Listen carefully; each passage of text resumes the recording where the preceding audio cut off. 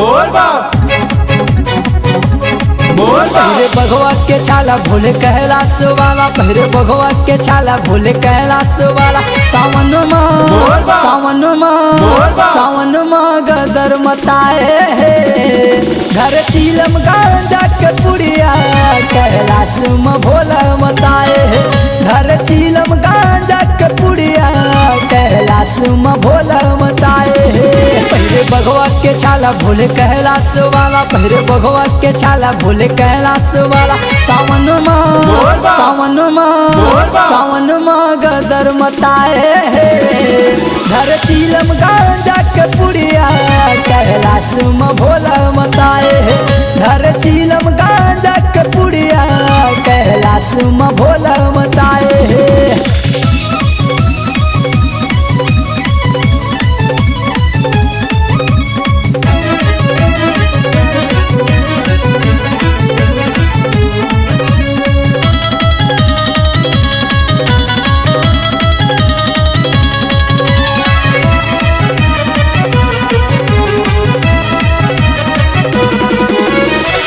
बोल बम बम बम बोल बोलत है कंवरिया झूमना जगाव चलो बाबा के नगरिया।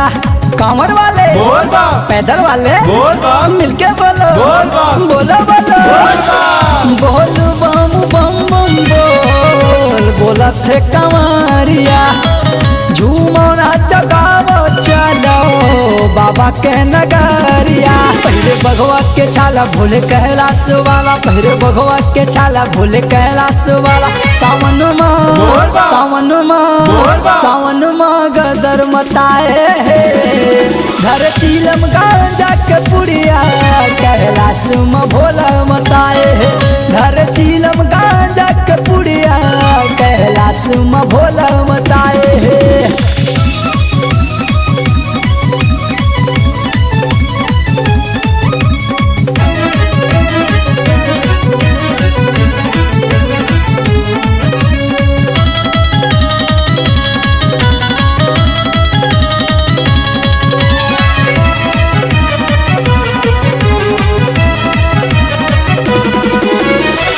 सांप बिछी के भोले करे है सिंगार जी रिद्धि सिद्धि कदवैया ये घर परिवार जी। कांवर वाले बोल बम पैदल वाले बोल बम मिलके बोलो बोल बम बोलो बोलो बोल बम। सांप बिछी के भोले करे है सिंगार जी रिद्धि सिद्धि कदवैया ये घर परिवार जी। पहरे बघवा के छाला भोले कैलाश वाला, पहरे बघवा के छाला भोले कैलाश वाला। सावन गदर मताए घर चीलम गांजा के पुड़िया कैलाश में भोला मताए घर चीलम गांजा के पुड़िया कैलाश में भोला मताए। पहरे बघवा के छाला भोले कैलाश वाला, पहरे बघवा के छाला भोले कैलाश वाला। सावन